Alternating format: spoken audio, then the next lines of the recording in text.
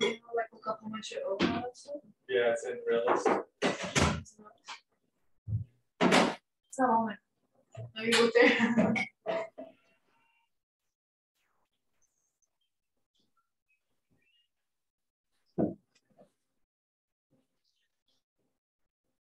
Yeah, the address. Yeah, it's like memorized in my brain. It's what? It's memorized in my brain. Because that property is like so many names.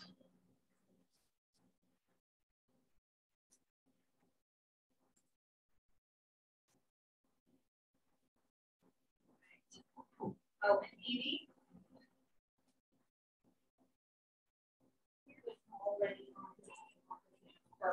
Oh, you are. Yeah. Okay, so just a heads up, we'll be there when everybody else gets here. Cool. See that yellow flag marker? Okay. All right. Okay. Gabby, do you have one of these yet? No. Great. Scott, I know you grabbed one yesterday. Did you give it back? I did. You I did? sat on your desk and you were on the computer and I said, Anna, here's your book back. Happy birthday. Oh, thank you. You're welcome. All right.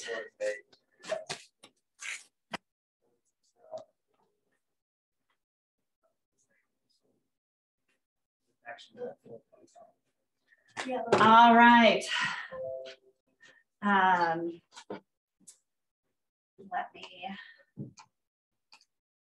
Let's grab. He still had the property done though. So the property what? He still had it. He still has it right now. Is this your friend with the NED who needs to sell? Is that who you're working on? Yeah. Why hasn't he sold yet? The property was foreclosed once before when he bought it. He was going through foreclosure. He paid off the whatever, and now he's in it again. And he has until like the 20th, or somewhere like at the end of the month to pay. Pay on the back. It's not to pay like the whole house. Pay like 18,000. Yeah, they pay the back, the O's and 14. Yeah. Yeah, but he's in foreclosure. Or he's in pre-foreclosure. No, he's in it. It's his house. Okay. Yeah, it's his house, and he still has it. He still has time to pay. He has like barely like a little bit of time. Okay. And I just like Michael showed it to me. I don't know how he showed it to me. He showed it to me like when it was closing, how much he still has to pay off for the house and everything. Right. And it showed the date too. But over here, I think because it was like foreclosed many times, they're like all over the place. But why did he wait so long? Why did he sell it? I've talked to him multiple times. Yeah. I talked to him sometime during April, and he was like, I have money. He doesn't have money, it's still not paid off. Yeah. So what's his equity position? So put yourself in his shoes. Random strangers calling, telling me I can't pay my bills. Yeah, no, yeah, I get it. Yeah. I would be like, I'm not now. Leave me alone. So this kind of goes back to that conversation we had yesterday. What's the pain point, right? So what's his pain right now? Probably pride. Probably has some ego in there. Probably doesn't want people to know what's going on, right?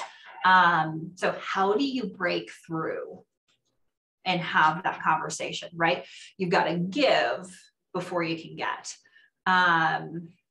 Oftentimes they may not know that there's a solution, right? First of all, they may not know that there's a free solution that doesn't actually cost them any money. An approach that could work is put together the numbers and you put together a proposal. You're not going to know his numbers. You don't know what he really owes. You don't know how far, you don't know what he has access to. You don't know any of those things, but you could put together a proposal that looks like it probably makes sense.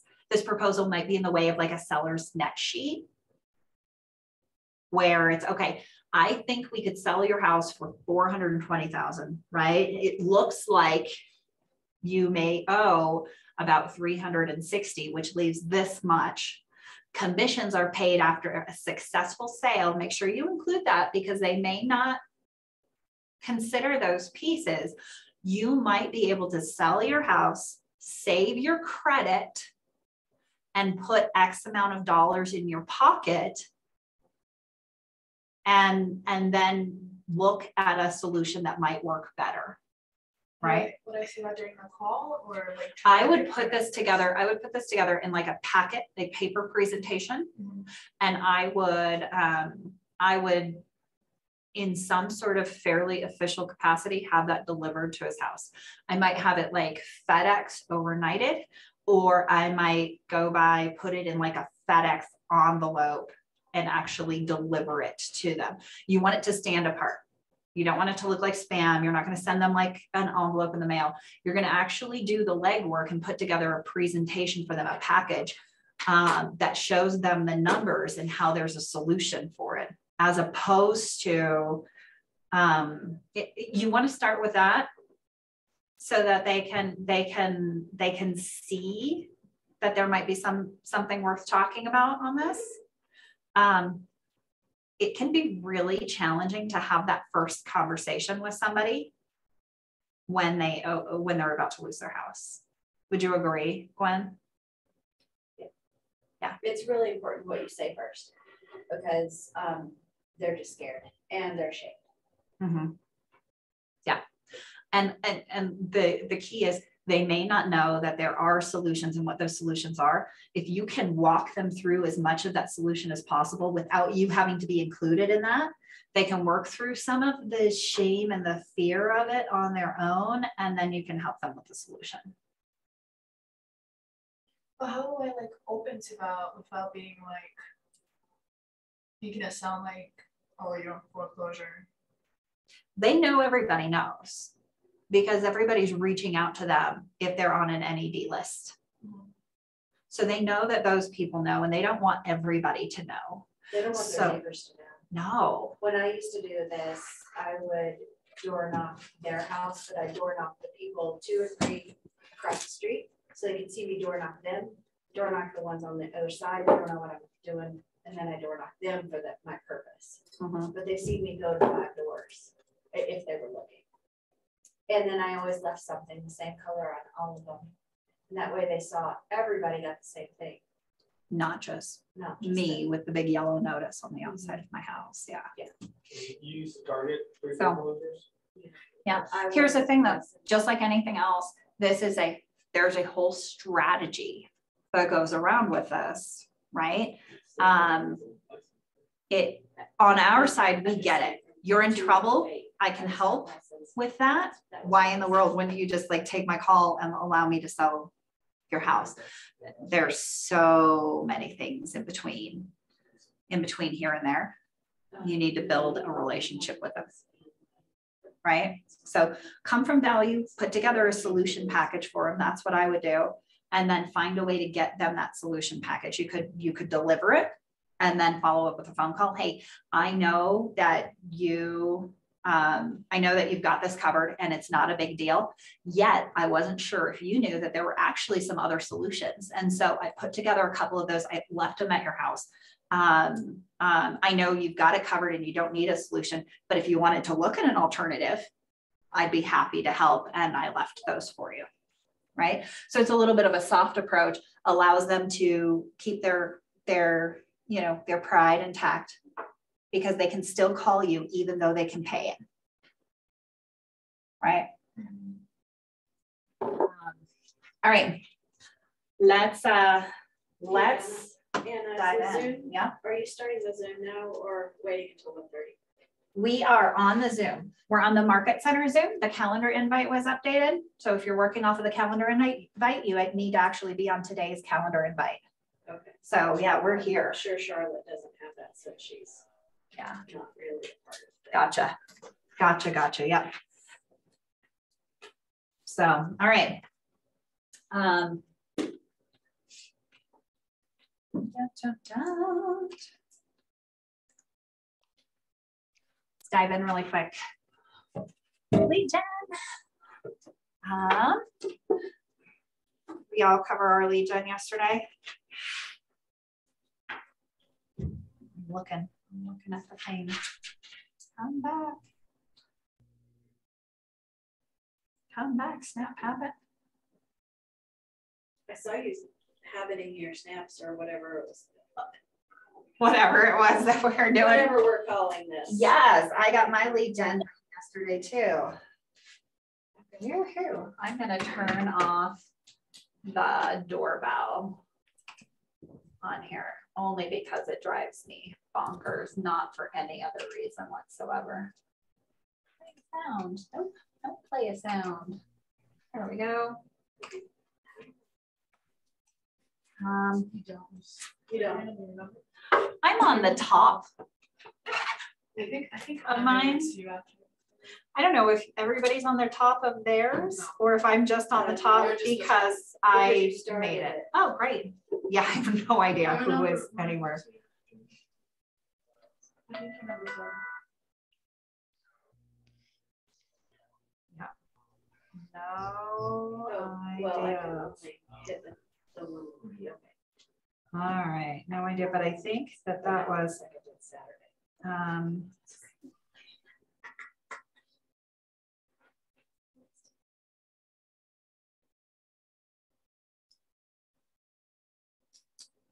all right. Gabby, I see you did yesterday's lead gen. Go and see you, but if I It add took you as me a friend. 5 hours, not 3. I kept taking it. All right. Well, isn't that a fun tool? Anybody take a look at the MLS today?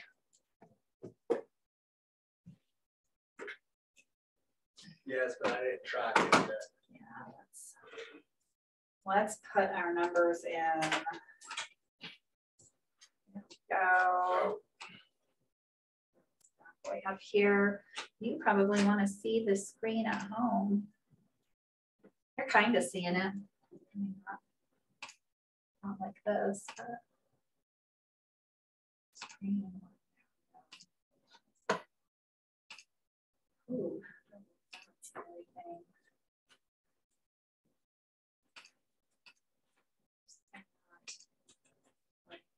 Marie, Colorado.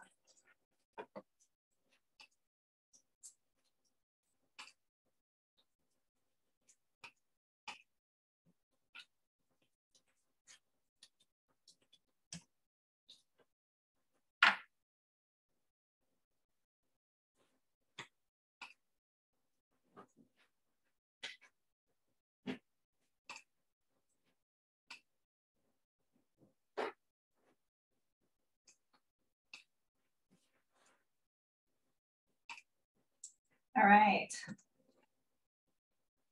Let's see, what do we got? What do we got? What do we got?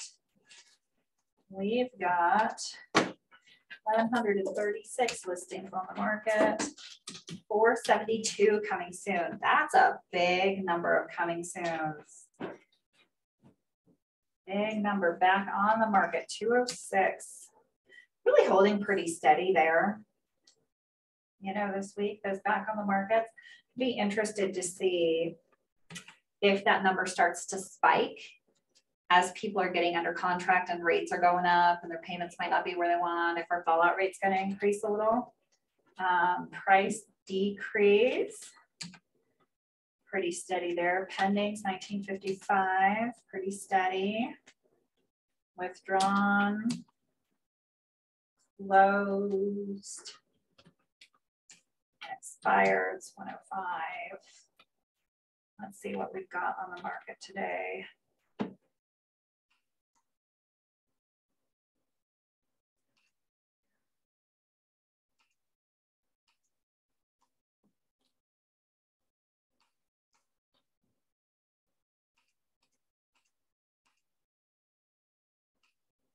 And the winner is 3774. Yeah. Some weird variation might be tweaked in our MLSs.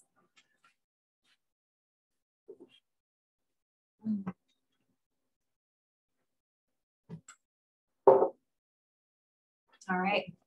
What do we know from this? That increase in coming soon is interesting. I wonder what's driving that.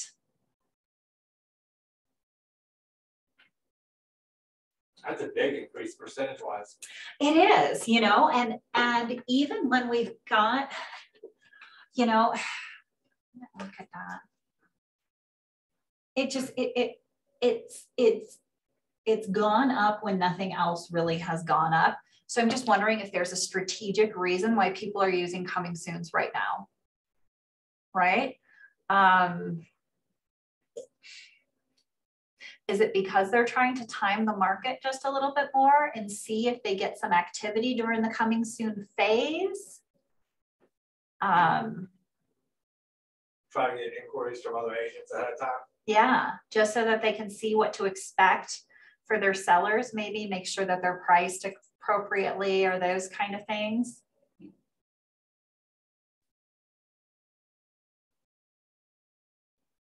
Let's talk about coming soons and how you might use them strategically, actually, and why we have them. So this coming soon category exists because of something called clear cooperation, which is through the Realtor Association that says that if we're a realtor, we are to cooperate with other realtors and should not have pocket listings because they create an environment that's not fair to the consumer and therefore doesn't do your seller doesn't do the most advantageous thing for your seller, which is to make sure it goes to open market, right? So that's kind of the outside idea around clear cooperation. The inside idea around clear cooperation is they just, you know, are looking for more realtors to be involved in real estate activities. Pocket listings tend to favor that particular realtor or that realtor's brokerage as opposed to the general realtor population, right? So that's why we've got coming soon. So when a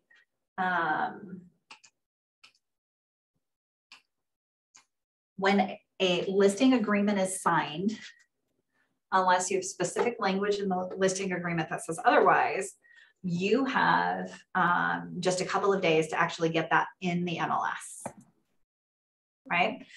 So coming soon, technically speaking, allows you to get it in the MLS prior to it being like fully ready to be live on the MLS. Say you don't have pictures or you might have a firm price yet or any of those things, you could use the coming soon category.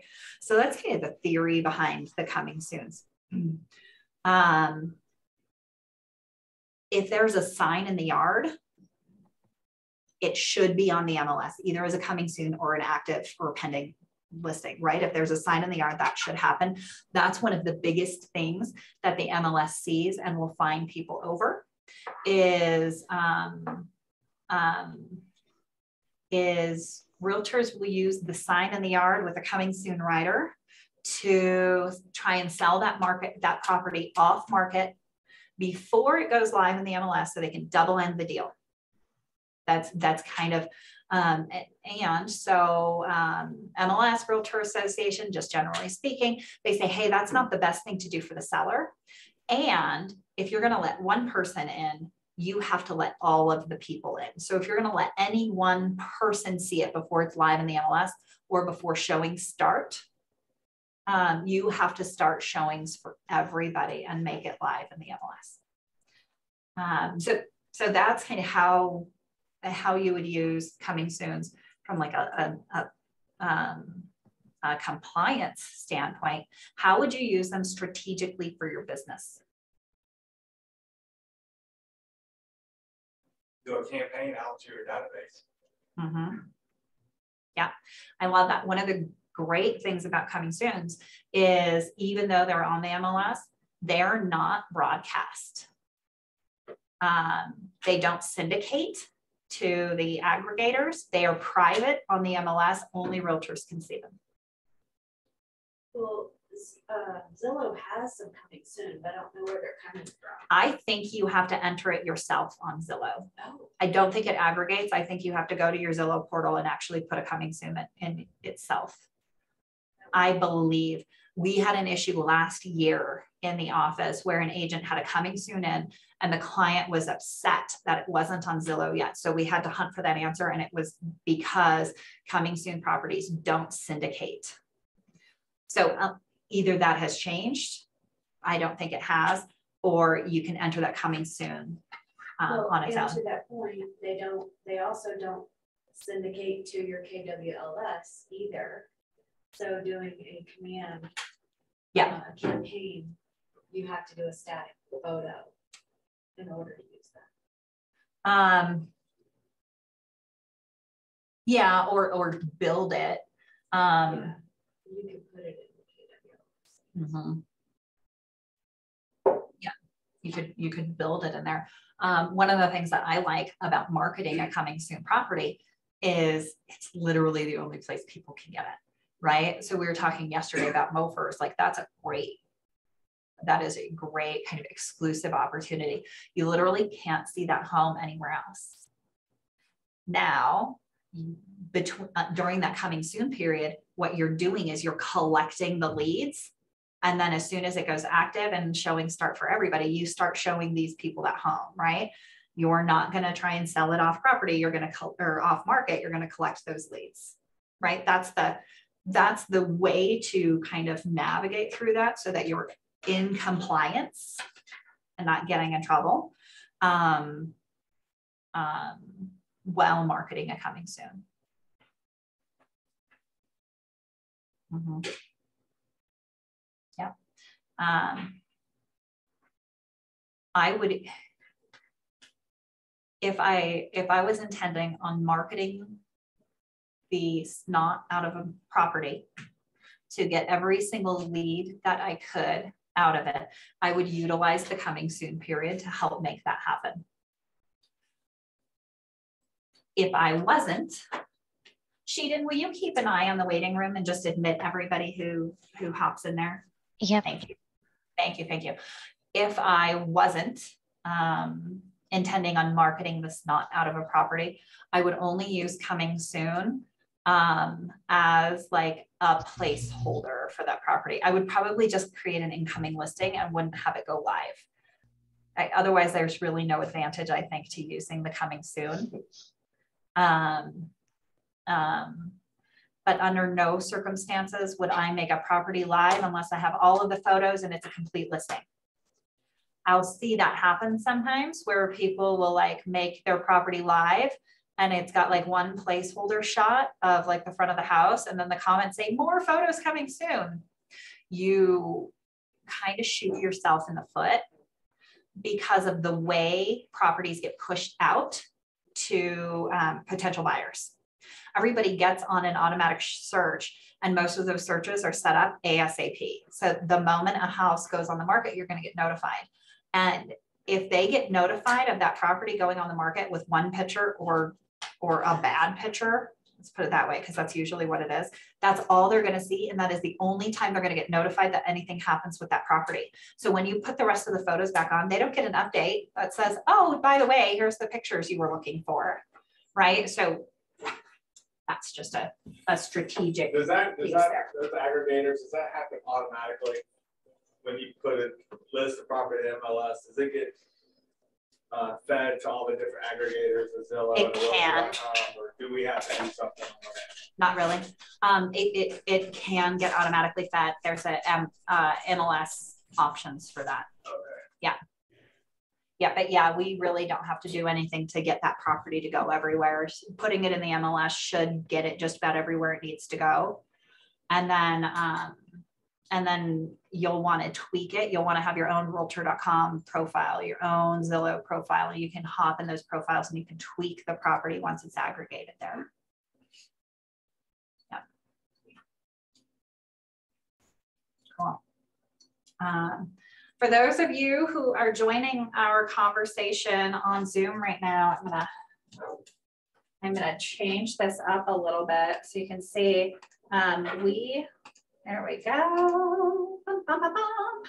We started the day with our 36-12-3 class, and we were just knocking some of our tracking out of the way. And every single day we are taking a look at MLS statistics. And I'm going to see if I can get this camera to adjust itself too.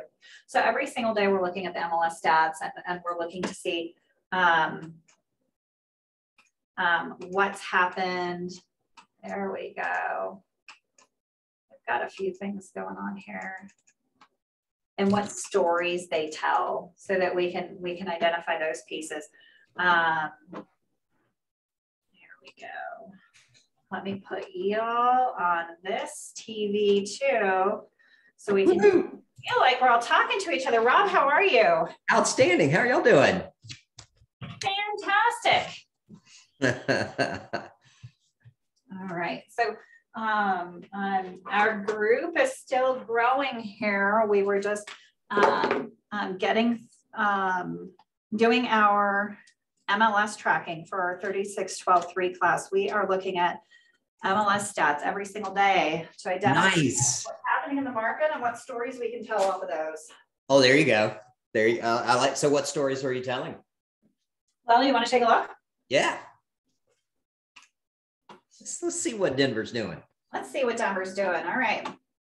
Ah. Oh, yeah, we have a little bit of earlier this year historical data so we can compare it to. So today we've got 3,700 homes on the market, 3,774. In the last 7 days, had 1,136 new listings, 472 coming soons, back on the market, price increase and decreases. Ah, that's interesting. 1955 has gone pending.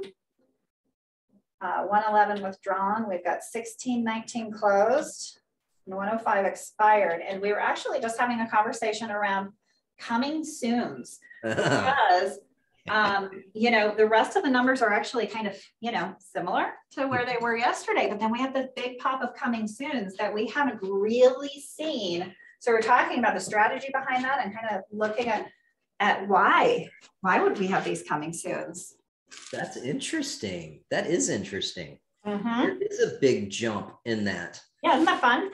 That is fun. Well, we are in May. You've got the last push to get for people that are moving outside of the school zones and school season, and all of that kind of stuff, which you're probably looking at that. And then you got new listings, you got pendings of 19, which is down a little bit from last week, withdrawns, closed, expireds. Look at that. You still, oh, there's 105 opportunities, by the way, everybody. Mm-hmm. But that's interesting. I think it's a push, and then it's also ones that maybe have been waiting to see if anything's going on in the market. Yeah, I think that's what I suspect that number is. It's I think those are maybe agents who are a little uncertain. And they're going to use this coming soon period to get solid on maybe pricing and the rest of their strategy. Yeah, absolutely. Well, and you know, you're looking at some interesting shifts too between who's making offers right now, because the rates are going up. And so I know that in so many parts of the country, and tell me if this is the same with you guys as well, is if you look back, I don't know, 6 months ago, right? And you had 10 offers on a house. You had 8 of those were families and 2 of them were investors. Now it's switching. Are you seeing that? That's interesting. That's really interesting. You know what? I haven't heard much of that. Ask that question. That's interesting. Because here's the thing. So you look at the interest rates moving up, right? And who does that hurt? The families. Anyone who's getting a loan, yeah. Yeah, the families, right? And you look at who it doesn't hurt, and it's the ones that were buying and willing to pay above market anyway prior to it, because if it's Blackstone or BlackRock, well, they just walk down the street to their buddies and they get a 1% or a 1.5% loan if they need to get one at all. Right. So it doesn't affect them. Hmm. There's some food for thought for the day. How about that? Mhm. I like it. I like it. Well, so all right, we are starting to fill up a little bit here. Let me do this. Nice. I'm gonna stop sharing here. Here we go. You should be able to like share and do all of the things that you want to do too. Perfect. But so Rob, thank you for joining us this afternoon. Oh, it is always my pleasure. You know that, Anna. Well, and we're so excited to have you in and to I'm gonna do this. I'm gonna pin you here so that we can see you and we can chat. So Rob, you are partnering with us as we launch this Rockstar Agent program in our market center, which I know everybody here has heard something about because Amy and I just kind of can't shut up about it. Me neither. Okay. Oh, good. Oh, good. And so I'm so glad that you're joining us today. We've got a big conversation to have, so I'm going to turn it over to you. And then we're getting ready to have you here in person on June 1st, right? You got it. That's right. That's going to be fun. We'll have fun. Live and in the flesh. Right here in the training room, and per Bonnie's request, I have a bucket of candy to throw at people. I've heard that's a good thing to do. Yes. Throw candy at people. Yes. So that's what we're doing. We've been doing a little bit of that here. But if you're live in the training room for our 36-12-3 program, I'm also throwing swag at people, which is way more fun than candy, but we're throwing a little candy too, just in case you wanted a reason to come into the office with free stuff. So for June 1st, dark chocolate is preferable, please. Okay. Okay. All right. Dark chocolate. Very good stuff. Well, we will have plenty of dark chocolate here for you on June 1st. And I'm going to turn it over to you today because I tell you what, I wouldn't be troubled at all if our folks took another 17 listings in the next 6 months. Each. Yes. Each. You guys hear that? Each of you. Each. That's right.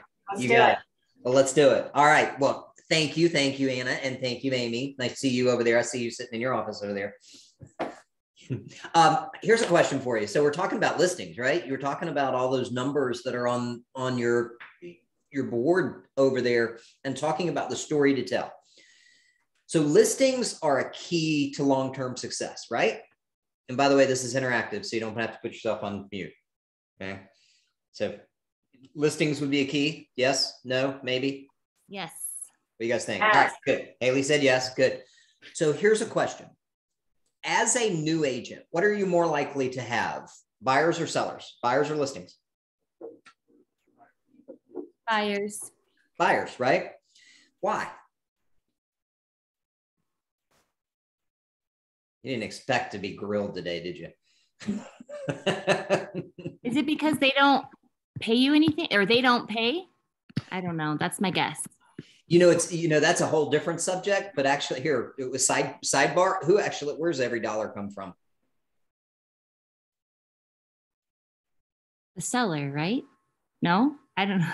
Who's getting the mortgage? Oh, well, yeah. Yeah, but that's a whole different side caveat, right? Yeah. So let's talk about this. So if you're a new agent coming into the business, you've got buyers, right? Or if you are 3-6 months into the business, you've got buyers. How many of you guys that are on here, we're sitting in that room, have either had a buyer that's closed in the past 30, 60, 90 days, or you have a buyer under contract now? Anybody? Buyers. Yeah. Buyers. Good. Okay. You have an opportunity to to turn that buyer into 17 listings over the next 6 months. How many of you of those buyers are in a neighborhood that you would like to own as an agent? Anybody? Anna, they're quiet. They're way too quiet. That one. Change this. You may have to start throwing candy and wake them up. Okay. What? So are they in neighborhoods that you would want to own as an agent? Absolutely. Okay, thank you, Haley. You're welcome. So let me ask you this question. You have a buyer, and if you're thinking about turning that buyer into listings, how would you go about doing that?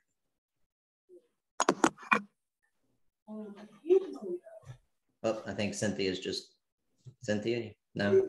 Okay. All right. They're quiet. We're gonna have to wake them up, Anna. We're gonna have to do some music or something. Okay. All right. Our neighborhoods that the buyer wants to live in. Okay. All right. Well, this is a buyer that's already under contract, because here's where your strength comes from, right? So think about this. If you have a buyer and the day that they go, anybody, oof. Hey, Anna, can you mute Cynthia? Sure can. There you go. Perfect. Awesome. So the day that a buyer goes under contract, does anything happen from you as a buyer's agent? You're right. You're right. Nothing usually, right? The buyer's ecstatic, but nothing happens on your point of view. So what if the day that it goes under contract, you sent out a postcard to 50 or 100 of the closest homes in that neighborhood saying under contract? Now, keep in mind, this is a picture of the home with the address, but it's not a picture that's in the MLS. See, Anna, I just kept you out of trouble right there. I like that. Okay. This is a Picture you took with that professional camera you carry around in your pocket. That's right. Exactly. Got it. So think about this. How many of you have gotten just listed or just sold postcards for any of the, in your, shoot, at the home that you live in? Anybody? Mm-hmm. Yep. Okay. How many of you have gotten multiple postcards from the same person? I haven't. No, Yeah. not very often. Not often, right? Mm-hmm. So think about this, and this is a challenge in real estate.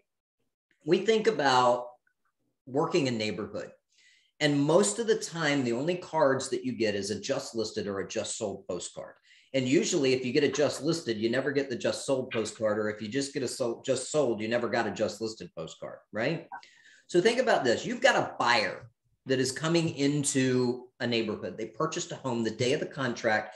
You actually sent out an under contract postcard to that neighborhood, 50 to 100 closest homes. By the way to do this without spending any money, if you don't have $75 to send out a postcard, is to either make flyers or door hangers and go put them on the doors of that neighborhood and walk around and do that. Okay. But what if 2 weeks later, you sent out another one that says, we have buyers looking in your neighborhood. By the way, same house, different picture. Think about what this is doing in that neighborhood. 50 to 100 of the closest homes around the home that you have the buyer for, not the seller, you've got the buyer for. When this is getting in there and they're starting to see your name and they saw it just sold and they see, we have buyers. What do you think's going through their brain? What do you think that the neighborhood is starting to do? Know your name, right?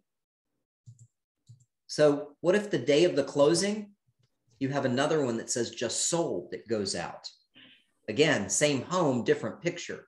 So think about this. Over the period of 3 to 4 weeks, they've received 3 touches. How many homes have you sold in that neighborhood? 1. There you go. What's the perception of how many homes you've sold in that neighborhood? Right. It is, isn't it? Mm-hmm. Think about this. The day of a closing, if you bring a buyer, is there a sign in the yard? Whose is it? Yeah, not yours. It's right. Does it have to stay in the yard, or can it be removed the day of the closing? Removed. Goes away. Get it out, because Yeah. you know why? Because here's what you're going to do. You're going to put your own another home sold by you in the neighborhood or in that yard. So now think about this. The listing agent sign comes out. By the way, I'm going to save you again in a second, Anna. So hold on. So the listing agent sign comes out, right? Your 24 by 36 corrugated sign with just kind of the yard signs, right? You see the lawn signs in yards, don't you? After Yep. somebody does lawn care.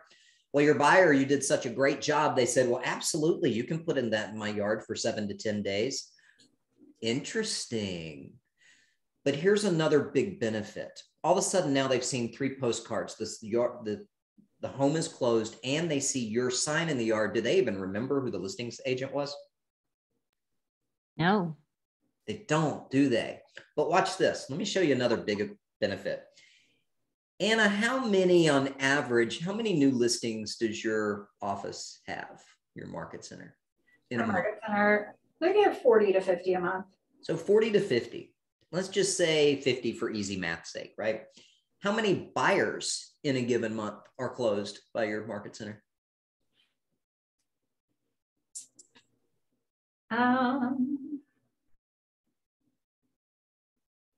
100? No, it's more than listings closed. Mm-hmm. It's Yeah. usually a little bit more. So what, 75-ish? Yeah, probably not that many, but it's more. Yeah. Okay. So shoot, That makes easy math. I get where you're going. that's all right. Even if it's even, let's just take even. Say you have 50 buyers and 50 sellers. So right now, if you have 50 new listings in each given month, you have 50 yard signs in and around your neighborhood, don't you? In and around your area that you're marketing. Yeah. So if every agent in your market center put one of these out when they brought buyers, now how many yard signs do you have in a given month? Well, we've easily doubled them, right? You would, wouldn't you? Easily. What's that do to the perception of what you're doing in the marketplace there too? Interesting, right? Think about what that does. So these are not expensive yard signs, right? And by the way, here's something too that we found. Don't put a regular for sale sign in with a sold rider on it because it's not for sale. Get these done somewhere 24 by 36 corrugated. They're not expensive to get done. $25, $30 at one of your sign shops and make it so it's another home sold by, because now you're starting to build a perception in your mind that you now have sold 3 homes in that neighborhood and you have a yard sign there, because what's happening is you're starting a process of getting into their mental space of people that are driving through the neighborhood and the ones that aren't even on that road, but now they're getting your postcards as well. Is this making sense to anybody? Yes, Yes. maybe. Okay, good. So here's a question. Anna, is there anybody on here that's actually a good experienced agent that's a listing agent potentially? We've got a couple here. We've got Gwen in the room. She Okay. lists a good amount of properties. I apologize ahead of time because usually listing agents hate me by the end of this. Because you're gonna, I don't wonder how to get the other agent to take their sign out, because I leave my sign for 5 or 7 days. I'd be the one. Yeah. Would be the one removing the sign. Until somebody gets.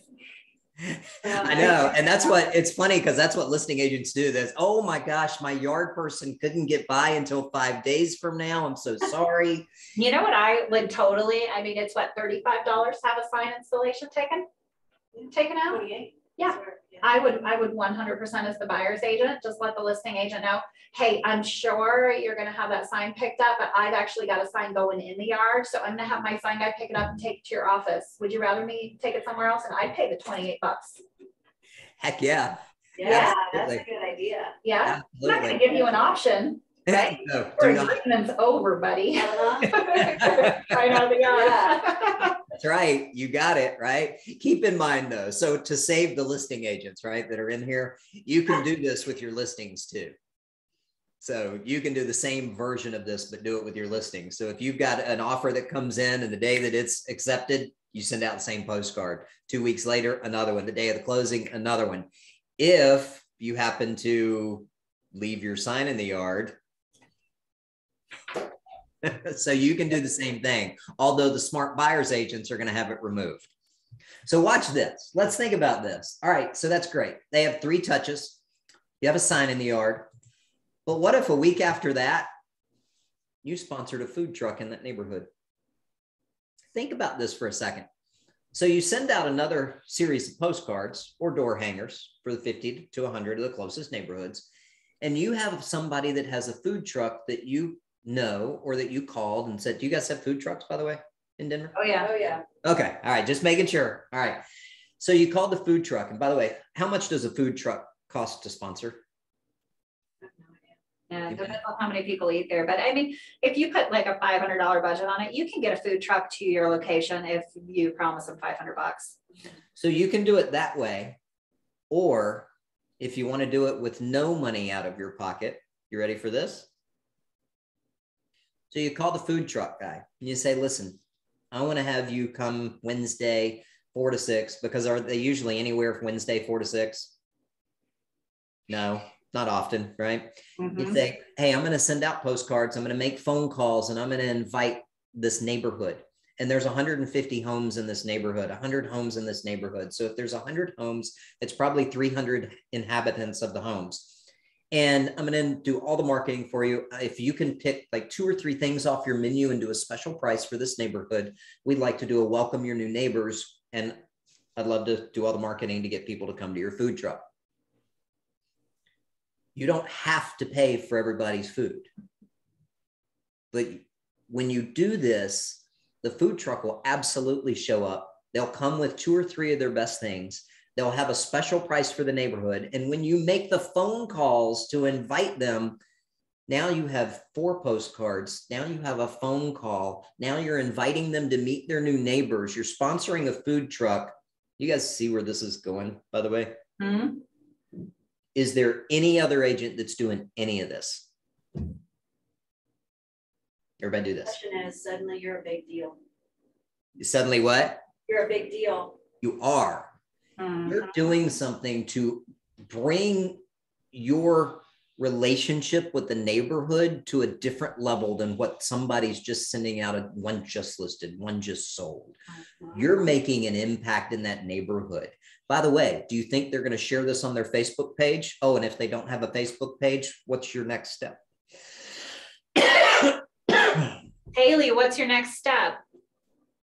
If you don't have a Facebook page, Yes. If the neighborhood doesn't. or the neighborhood doesn't, then you go door to door. Or you make one. Isn't that what you're doing right now? Oh, yes. Sorry. Yes. I There you teed go. you up perfectly. Good job. I know. You Come on, Haley. sorry, you totally did. I was jotting down. I lost count of the postcards. I have the 3 postcards and you said there was 4 and I couldn't remember the 4th one. So I was, This one. Another home sold. oh, is this the one? Yeah, the Meet Your New Neighbors postcard. Oh, Absolutely. okay. That's sorry. 'Cause- So I was deep in thought. Sorry. Because you think about this. So you got this postcard, but then you're making that phone call to invite them as well. Now you're going to meet them in person as well. Think about the touches that you're getting in on this process, right? So they've gotten 4 postcards from you, or at least 3 from you, and you're making a phone call. They already know your name, don't they? Yes. And now you're helping them meet their new neighbors. This is massive. But wait, it gets better. What if a week after that, you send out another home sold in Woodruff Farms, whatever that neighborhood, same house, different picture. So when you're carrying around your wonderful picture, you know, your camera, as you go through and you're touring homes and you're closing on a home, make sure you take at least 8 to 10 photos of the best features of that home. So now you've gotten 5 postcards. A week later, have you thought about selling? Same home, different picture. A week later, who do you know that wants to be neighbors in your neighborhood? Because what's the number one reason that people move? Oh my gosh. Is it because they don't like their neighbors? That's not No. it. Is that where you were going? It's because they want to be closer to friends and family and they want to be in that neighborhood. So you know who's the best resource to finding people that want to move into their neighborhood? Current neighbors. Right. Right? You got it. So who do you know that wants to be your neighbor in Woodruff Farms? We have opportunities for them as well. You guys see where this is going, right? A week later, another sold, but then inviting them. Do you know what your home could sell for in today's market? Free denverhomevalue.com. By the way, you guys know you can set this up on your command website, right? You can set that any kind of one-page value forms up on that website. So think about this. Is this making sense, by the way? Yes. Yes, yes. So if you think about this, how many postcards, how many touches have they gotten? 8. Say that again. 8. You got it. A minimum of 8, but they've also got a phone call. They've met you in person.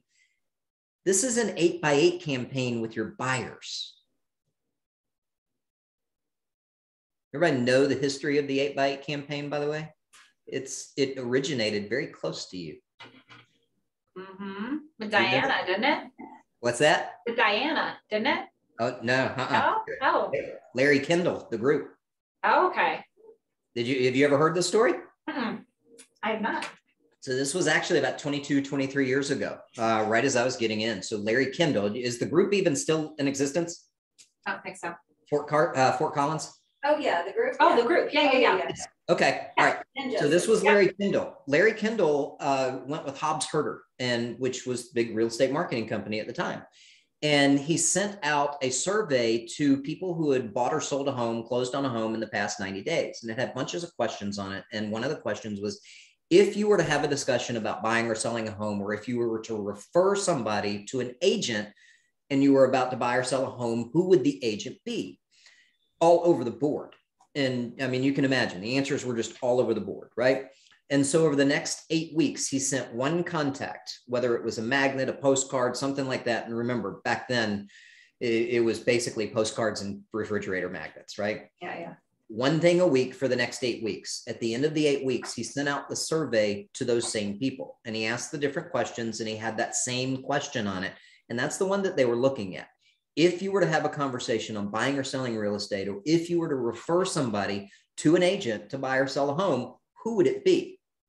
Almost 70% of the results were the exact same agent that was the person on that 8x8 campaign. But Yes. forget, it was a fake agent. Bingo. It was a Wasn't even a real agent. It was just like Sally No Name. you got it. It was So a it was fictitious not tainted agent. at all. I know. So that's scary, isn't it? How have I never heard that before? I don't know. I heard it at Ninja. I don't know either. That's awesome. It is. It's fantastic. But here's the thing. How many agents do you know that really do 8x8 campaigns anymore? Or have ever done one, for that matter? Somebody just asked me today if an 8x8 is legit, because it feels like it's stalking. It feels a little stalkerish. Yeah. What was your answer? I didn't want to just throw you under the bus. It's okay. I still feel like it's stalking. Wait a minute. Would that be somebody that's sitting in the room that asked that? No, Okay. All right. I got it. No, because you're offering something of value, right? And here's the other piece too. I mean, statistically, how many touches, how many views, how many times do you have to, or does somebody have to see your name before they respond on average?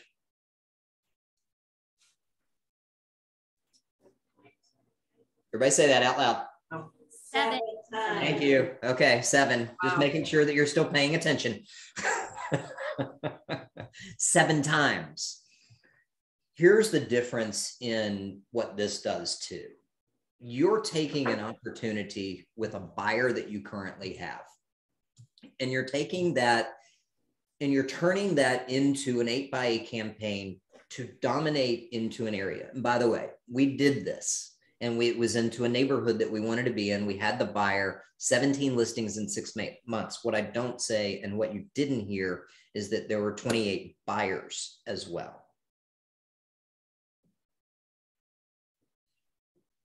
Yeah, do the math on that. Is that overwhelmed?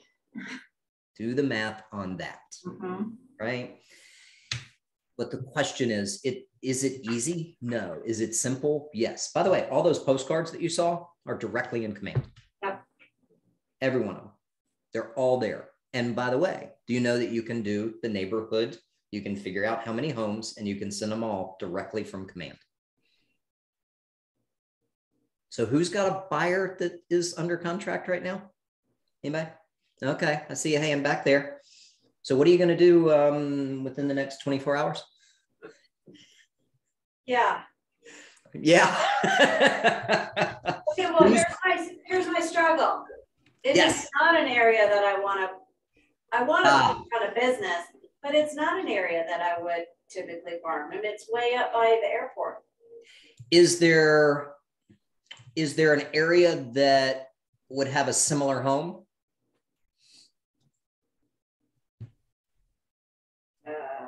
Maybe they're all similar if they were built in. Okay, I'll ask it a different way. So maybe you don't want that one. Is there another buyer that you've closed in the past, I don't know, 6 months? Oh, yeah. That you do want? Oh, yeah.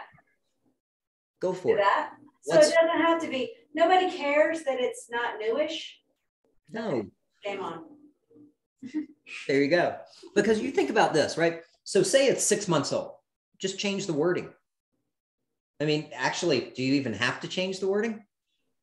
Just? No. You don't, right? Because you sold, it's another home. 6 months old, right? Yep. What's the difference? There's not. You justify it in my head. There you go.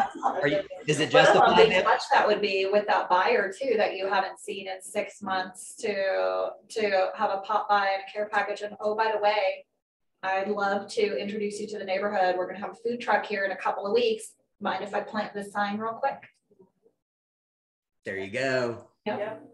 See? I've been thinking about the food truck because that's the neighborhood I live in. Mm-hmm. Oh my gosh. If you guys are not doing something like this in your own neighborhoods, we're going to have a serious discussion on June 2nd. Where's Ricky? Is Ricky on? Really getting a little. Ricky is not on. We're gonna have to make sure he gets this recording. I feel the same. How do you recommend we do something like this in our own neighborhood if we haven't sold anything? Because that's my goal right now, is I'm trying to get my name out in my own neighborhood. So then in this one, by the way, if somebody sends out, let's see, a neighborhood update postcard, are all the homes on that neighborhood postcard theirs? Yeah. Mm-hmm. Yes or no? Yeah. Are they? Are you sure? I don't understand the question. So what do you mean?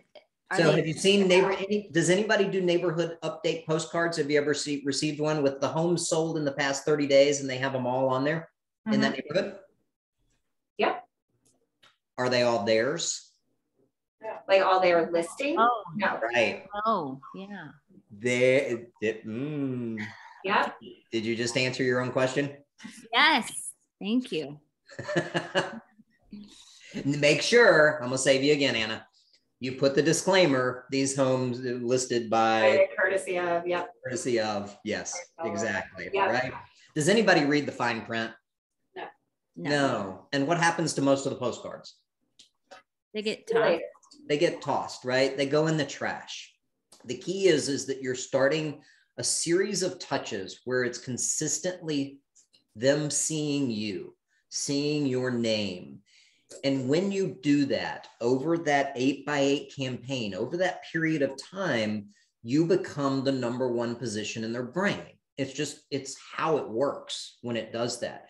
The key is you all have the opportunity to do this. You all can take any of the buyers that you've had in the past, you can do it the past year, right? And you can do the same thing. You can do this with your neighborhood. If you don't have any buyers, if you have no listings, if you're brand new, anybody in that category? Me. Do this in your neighborhood. Because are you going to be upset when the home next door is listed by some other person that doesn't even live in your neighborhood? Yes. Every single time, yeah. Yeah. Okay. Then when are you going to start this process in your neighborhood? Yesterday. There you go. I like that. See, Haley's on this. As it's very simple. It does take a little bit of time, but here's the piece. If you go find the postcards, right? And And by the way, this is all the training on this too is part of the coaching program, part of the Rockstar Agent platform. So there are all the links to all the things, resources, all that kind of stuff in there. But if you'll go and you'll set this up one time and you just find the postcards that you want to use in Command and you save them one time, you can repeat this as many times as you want. And every time, the next time, if you have a listing, you do an open house, right?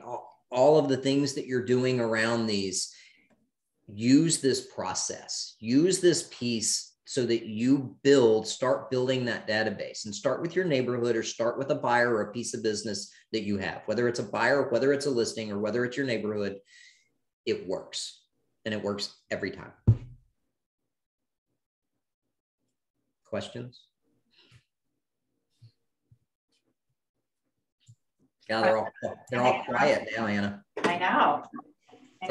Rob, this is Scott. You made a comment a minute ago. This is basically an 8x8 campaign with your buyers.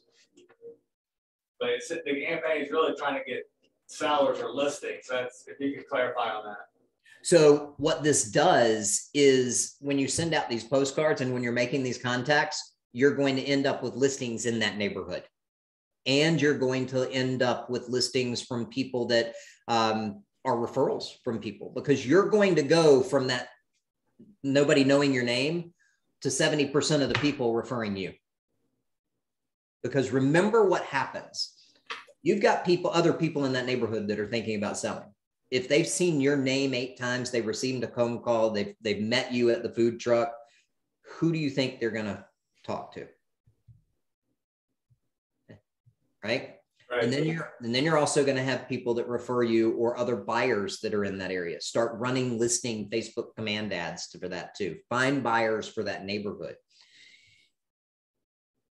It all layers and layers upon each other as you continue to do this. So you will get listings from this. And so to your point earlier about when somebody sends postcards to a particular neighborhood of all the listings that are sold, right? They may not want their listings. With that logic, if I don't have a buyer in that neighborhood, could I take that same logic and apply this model, the 8x8 campaign, without even having a buyer in the neighborhood? Yes, sir. Okay, I got a question. This is like, I'm like, woo, my brain. I'm about to explode. So Scott says, I don't have a buyer, but we know a listing that I previewed over the weekend and took my 8 photos, went under contract. So now I can do the whole thing. I didn't say it was my buyer. Listing courtesy of. Yeah. Anna may call and shoot me after this. No, I'm not the broker. But she might. By the way, just hey, I'm all for it. All's fair in love and war here. Let's go. Here's what's interesting. It's really it's on RE Colorado. Mm-hmm. So it's just blah blah blah about RE Colorado piece, whatever that is that Donna makes us do. Yep. Disclaimer. Disclaimer. Listing agent's name on there. It's not me here. Yeah. No. The listing brokerage has to be there, right? Listing provided courtesy of blah, blah, blah. Okay. Right. And that's where it is all over the country. But you can just do as a neighborhood update courtesy. Mm-hmm. Another home sold. As a neighborhood update courtesy. We have buyers in this neighborhood. It's the same thing. And then somewhere in small print, listing courtesy of XYZ Realty. Mm-hmm. And so I have a question about that. So as far as pictures go, though, what can we use for pictures on those homes? Can we? Do you have one of these? Oh yes. Yeah. That's where it does get a little hairy, and you want to talk to Donna, because if you don't have a listing agreement with that seller to market their property, can you really tour that home and take a picture yourself and market that photo? Right? Yeah. I know she's gonna say no, right? And once you have that buyer and the home has closed, then you need the buyer's permission to market that property, right? And do you, so there's some pieces in that. Check with Donna. Generally speaking, I really, really love, especially like exterior photos, like the front of the house. Yes. Yeah, Anna. So I could just go walk my neighborhood and just take a picture with my phone, right? There's no issue with that, right? Your phones take great pictures. They now. take beautiful pictures. Yep. Yep. And you can Photoshop them to make it look even better. Yeah. Well, and to the postcards or KW Command, those are generic pictures anyways. That was provided by Rob. That's a good. Yeah. Those were generic photos, but you'd want to use something that's specific to that neighborhood. Yes. Right? So you would trade that photo out in Command so that it was one of the property that you were specifically mentioning. Yes, correct. And then to get around maybe the listing itself, could you just be generic with like, and not have the street address per se, but like a lot of neighborhoods in Highland Ranch are labeled, right? Cobble Creek, Heather Hill, Spaces, Backcountry. Yeah, and do like some neighborhood features as the. By the way, so Haley, so Yeah. you're in a neighborhood that you want to market, right? Yes. So do you have a sign in your yard that says I'm for hire? No, I don't. Huh, why not? Hi, neighbors. Wait, what did you say, Gwen? I live in a cul-de-sac. We're all way too close. I cannot do that. They would be like, no, stop calling me. Well, and the thing is I think there's some HOA rules against some of those some of that signage. Contact your HOA. Oh, on that one, are you a member of the HOA board? No, Are you volunteering for that? not yet. I'm going to. Who are the first people that know somebody's moving in a neighborhood with an HOA?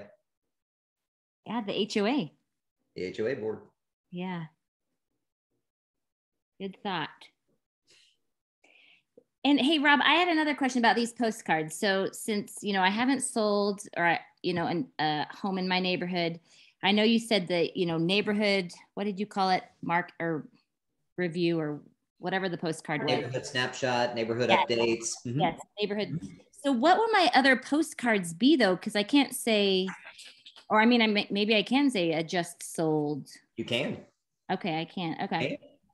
And you can still do, you could do a food truck for everybody that's bought a house in the last, I don't know, year. Come meet your new neighbors. Yeah, okay. Especially after COVID, Haley. Like, get back out here. Oh my gosh, yes. How many people have come around and haven't been able to get out? Yep. Yeah, good thought. Absolutely. People are craving interaction. This stuff is great. The Zoom stuff's great. It's to a point. But we also are missing our face-to-face stuff. We're missing this relationship piece. And if you can help bring that back up and elevate that again, and those food trucks are fantastic, and it doesn't have to cost you anything. Great. What about your next door neighborhood social media site or page or whatever? Yeah, absolutely. There are so many ways you can take this. Be careful, because we talk about this stuff and you see how all of a sudden it's just all over the place, right? I mean, there's so many things that you can put on top of this. Start with that one thing, get it going, and then start layering the pieces, right, as they come in. Because if it's too much too fast, you'll get overwhelmed. It's too late. But I like that you were talking about 50 to 100 doors. Yes. So like my neighborhood's, I don't know, 1,500 probably. Yes. So if I did 1,500, 8 by 8, holy buckets, that's a lot of money, first of all. Are you hiring? Yeah, right, Charlotte? Uh-huh. And it would be overwhelming. So the one that we did was same thing, right? It was a big one, 1,500-ish. I think it was 1250 or something like that. So we started with the buyer and it was in one of the lower end sections, which by the way was 250. I mean, it wasn't that bad, right? And then what happened is we went 100 of the closest homes. And then all of a sudden we got another piece of business, because if somebody's selling in this 250, 300 price, because that neighborhood of 1500, it probably has different levels, doesn't it? Yeah, definitely. So they love the neighborhood. They're moving in the neighborhood and where they move to a higher price. You got it. They're moving up, right? So then all of a sudden now you got this area of 100. Now you got a new area of 100. Right. Now you got a new area of 100, and it just continues to. If you have a neighborhood of 1,500 homes, 10% are moving every year. That's 150. Do you need anything else? Absolutely not. Are you thinking big enough? You're gonna have to hire, is what you're gonna have to do. You're gonna need some buyer's agents. You're gonna need some listing specialists, and Yes, now sir. all of a sudden now it's rainmaker time. Yeah, Charlotte's neighborhood too. There you go. Right? Charlotte let me put in my sign in her yard. Can I ask a couple questions? Yeah, go ahead. First, postcards versus door hangers. Yep, Do we need to be consistent, or can it be a combination? it can be a combination. Okay, cool. The key is how many times they see your name. Okay. Because that might keep the cost down a little bit. Yes. The other question, okay, so after like this first campaign of this one house, and we're like, we do all of these steps, do we then, how many weeks is this? Like 2 months, do we then start again? So anybody that goes into your database, which is these closest 50 to 100 homes, right? Well, you've now got an 8x8 campaign. And then after the 8x8 campaign, that's when they go into your official 36 touch campaign process. So they never go out of your database, right? Because you do know these people by then. You've had conversations. If you do this and you started with 100 homes, I will bet you that you've actually had one-on-one conversations with 40 to 50 of them, at least. Especially if you're doing the food truck piece and you have an opportunity to be with the people in the neighborhood, that is going to events create an opportunity to convert, right? To actually make contact with somebody. And that's what you're looking for, is to convert that from a lead to a contact. Yeah. Keep in mind, every person that you've ever said hello to or had a conversation with or sent something to should be on a 36 touch plan. Yeah. Right. Because you guys know, did I do the phone experiment with you guys? Did I do the phone experiment with the contacts in your phone? Oh yeah, I don't like how many think so. people are at the bottom of your phone? Yeah. Uh-huh. Yeah. When you look at your contacts, how many people? Yeah. So we went through the exercise on that. Oh, with the map? Did we do? Yes. Is that what you're referring? Yeah, we did. Okay, good.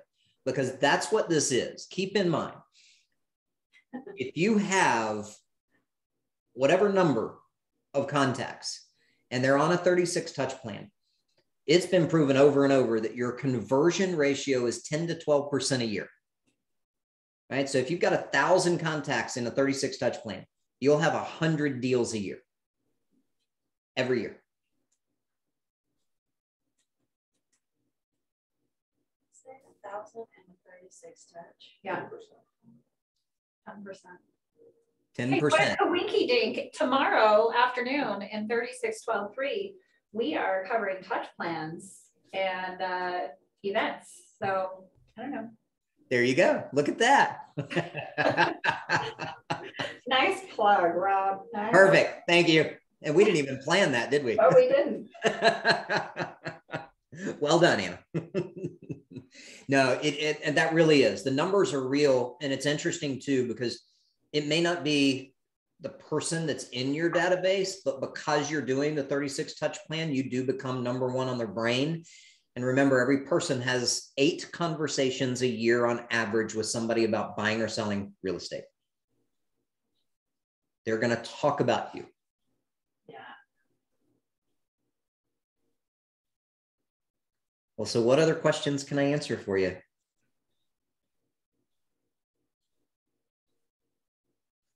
Man, that's easy. Okay. Well, there you go. 0 to 17, 6 months, very little money. There are options to do it. Michael, so, all right, Anna, ready? You got to watch out. I want you to watch everybody in the room and then everybody on the screen as well. You ready? Yeah. If you are committed to implementing this, raise your hand. Use the reactions if you're on Zoom. 3 there. I know. I want to see the reaction. There's 3 on the there you go. screen. Who's got hands up? Haley. Yeah. There, Haley's got it. All right. Gina's got it. All right. All right. There are a lot of people There that are. we go, yeah. There you go. All right. Good. Everybody else is kind of the there you go, Charlotte. All right, good. Oh, sorry, you can't put your sign in Charlotte's yard anymore. Oh, Kathy. Yes, Kathy. There we go. Too bad. Selena. Hey, I think we've got just about everybody, except for the guys who fell asleep. The ones who fell asleep aren't committed, but everybody else is on board. So I want to see a couple another home sold signs when I get there in a couple of weeks. That's so cool. Can I tell you, we've got a good hookup for signage too. So we can make that happen. Small quantities or large quantities. Get with me, get with Amy. We can help set that up. Yeah. Hey, Rob, I had a quick question. Anyway. You talked about just the signage about, you said something like, hire me, or what would that signage say if I were able to put that in my yard? I'm for hire, and then have your name, your Keller Williams logo right beside it. Call me. Okay. Easy. Okay, thanks. Yeah, keep it simple.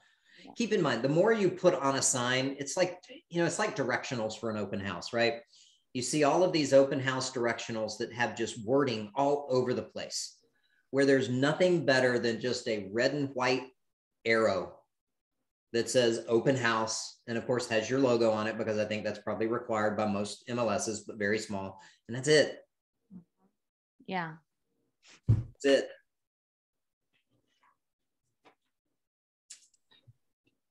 Cool. Well, Anna, Amy, everybody, thank you. Thank you. This is awesome, and it's so much fun, and I love the energy of this, and to hear and see all of the wheels turning, right? So here's what I want everybody, all of the agents to hear, right? You have a partner in this. Okay, if you are leaving today's training feeling excited yet maybe a little overwhelmed or apprehensive or don't know how to proceed next, work with me, work with Amy. We'll help you take and turn this plan into an actual strategy. We will help you execute. That's the most important piece. Get all jazzed up, but please take action, right? And then just a couple of short weeks, June 1st, we're all going to be in the room together, taking action for boot camp. I'm really excited for this, to have you here in person and to fully launch this program in the Market Center. You guys excited? Yeah, what time is that? June 1st? Just for team meeting? No, 9 to noon. 9 to noon, June 1st. Yeah. It's not in my calendar, so I better get it in there. Yes. Yeah, you better get it in there. Better get it in there. Better get it in there. 9 to noon on June 1st. We're right here. And then at noon, we're going to have like lunch and things like that. So put in your calendar till 1 at least. You're going to want to stick around. We're actually going to be in the building training room. Yay. And our training room is going to be a daycare center. We're going to provide childcare that day. Oh, yay. That's a great idea. that's right? Fantastic. Then you don't have an excuse not to be there. There you go. I like it. All right. Yep. I've already voluntold my kids. So Only way to do it. Oh, I love it. I love That's it. fantastic. Good. Well, y'all, I appreciate it. And as Anna said, it's the implementation, it's the action that makes the difference. So not only did you raise your hand, but put your time frame on when you're going to make this happen. When does the first card go out? When do you get your sign? Do it now. Yep. Cool. All right. Thank you. Thanks, Rob. My pleasure. Thank you, Thank you so Rob. much. Thank you, Rob. My pleasure. Thank you. Thanks, y'all. See you in a couple of weeks. All right, bye, Yay. guys. All righty. Bye. Bye.